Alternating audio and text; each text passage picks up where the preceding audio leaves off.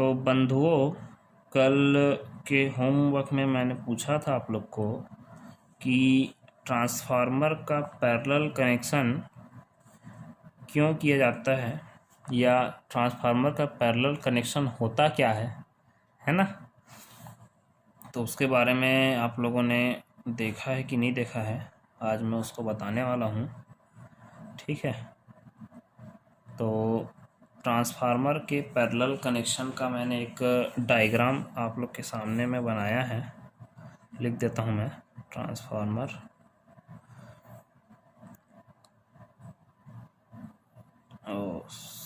Parallel operation है ना, transformer का पैरेलल ऑपरेशन क्यों किया जाता है। ठीक है, क्यों किया जाता है से तात्पर्य ये है कि ट्रांसफार्मर का पैरेलल ऑपरेशन जो है वो करने से ऐसा तो नहीं, संभव नहीं है कि, तो ये बस बार है। बस बार मतलब जहाँ पे कनेक्शन जो है वो जोड़े जाते हैं या लिए जाते हैं या दिए जाते हैं। ठीक है, ये जो दोनों दिख रहे हैं ये बस बार कहलाते हैं, सब स्टेशनों में होता है। और ये हमारा ट्रांसफार्मर है। ट्रांसफार्मर का एक साइड एक वाइंडिंग, ये दूसरी साइड दूसरी वाइंडिंग, मतलब प्राइमरी और सेकेंडरी वाइंडिंग। ठीक है, तो उसी आधार पे बस बार का नाम रख दिए हैं।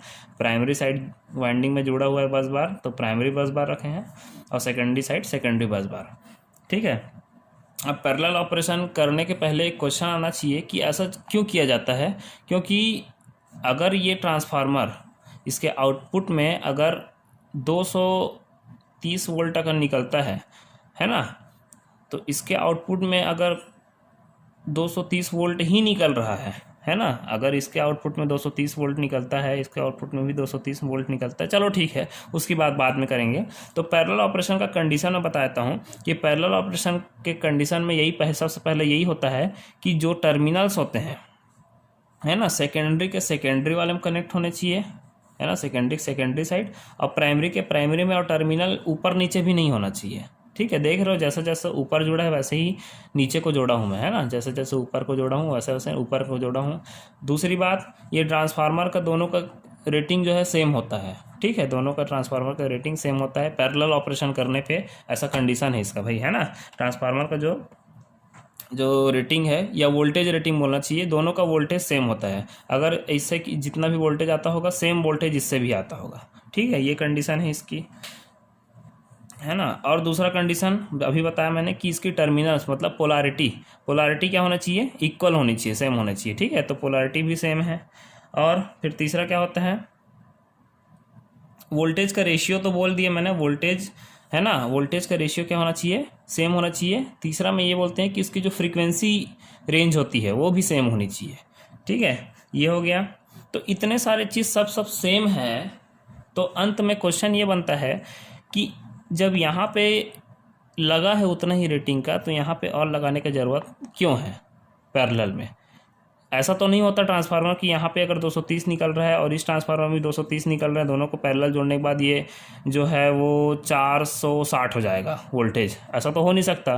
वोल्टेज हमेशा, वोल्टेज जो है समान रहता है। अगर इस वायर में 230 दे रहा है, ये भी 230 वोल्टेज देगा, तो 230 ही रहेगा इस वायर में। इस वायर का वोल्टेज कितना रहेगा, 230 रहेगा, है ना। चाहे जितना भी इसमें और जोड़ते जाए नीचे, 230 वोल्टेज अगर सारे वो से निकल रहे तो ऐड नहीं होता, वो 230 वोल्ट का एक रेटिंग कहलाएगा कि 230 वोल्ट के हिसाब से ये हो रहा है।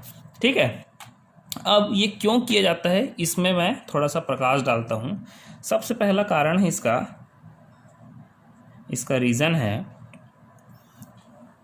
कि अगर वन ट्रांसफार्मर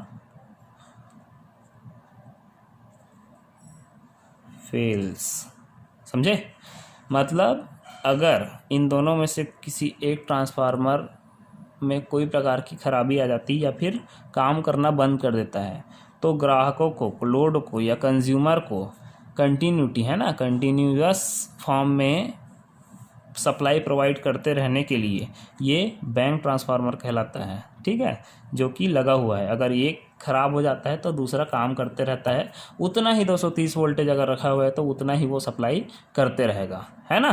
तो ये इसका एक काम हो गया। दूसरा,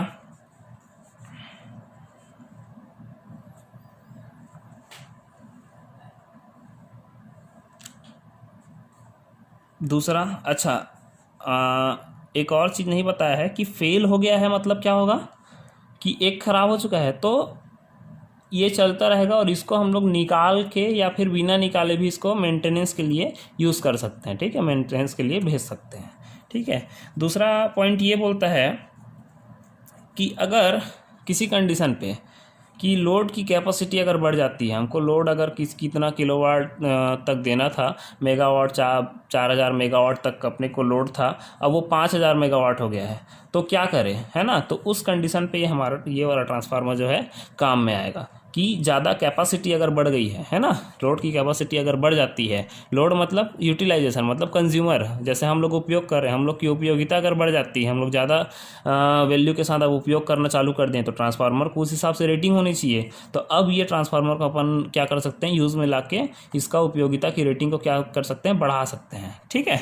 इस कारण ये ट्रांसफार्मर इसमें काम आ सकता है। तो इसमें क्या लिखेंगे सेकंड नंबर पे, if the load was increased, ठीक है। तीसरा पॉइंट ये बोलता है कि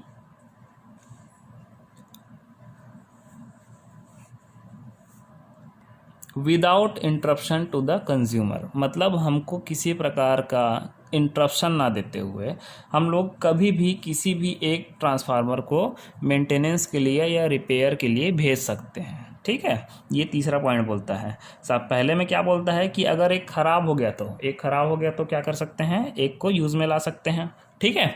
तो इस चीज़ के लिए हो गया। दूसरा क्या बोलता है कि लोड अगर इंक्रीज़ हो गया है तो दूसरे वाले को यूज़ में ला के लोड की वैल्यू को हम लोग ज़्यादा अब दे सकते हैं, ज़्यादा आउटपुट दे सकते हैं, ठीक है, बढ़ा सकते हैं।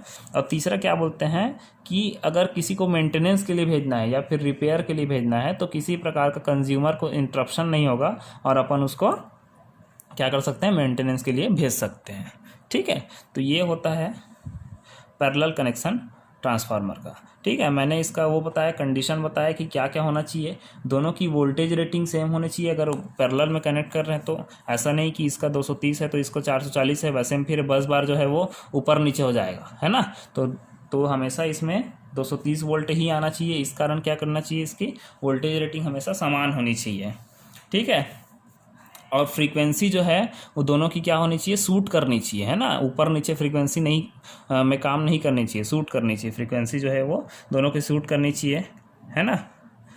और प्राइमरी के जो क्या है टर्मिनल्स हैं और सेकेंडरी के टर्मिनल्स क्या हैं, एग्जैक्टली कनेक्टेड होने चाहिए, है ना। ऐसा नहीं है कि इसमें यहाँ पे अगर वोल्टेज साइड को अगर इस वाले बस बार में रखे हो और नेगेटिव साइड को इस साइड बस बार में रखे हो, फिर इधर ऐसा नहीं होना चाहिए कि इधर वोल्टेज साइड को न्यूट्रल में रख दिया है और ऊपर नीचे, मतलब पोलैरिटी जो है इन सब्सटेंस पोलैरिटी जो है, पोलैरिटी क्या होनी चाहिए, वो सेम होनी चाहिए, एकदम इक्वली कनेक्टेड होनी चाहिए, ताकि इस पूरे सर्किट को फ़र्क ना पड़े कि उसमें कोई दूसरा ट्रांसफार्मर एडेड है, ठीक है।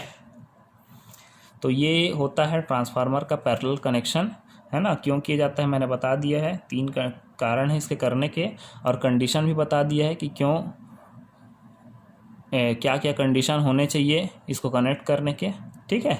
इसको आप लोग लिख लेना, कल के क्या बोलते हैं उसमें कुछ लोगों ने लिखा है, ठीक है, बढ़िया लिखा है, और बाकी लोग भी उसको लिख लेना, ठीक है। पैरेलल में क्यों कनेक्ट किया जाता है ट्रांसफार्मर को, ठीक है। ये सिंगल फेज ट्रांसफार्मर की बात किया है ना। और अगर 3 फेज ट्रांसफार्मर होगा तो 2-3 चीज़ें और ऐड हो जाती है, जैसे फेज सीक्वेंस है और ऐसे कुछ चीज़ें ऐड हो जाती हैं।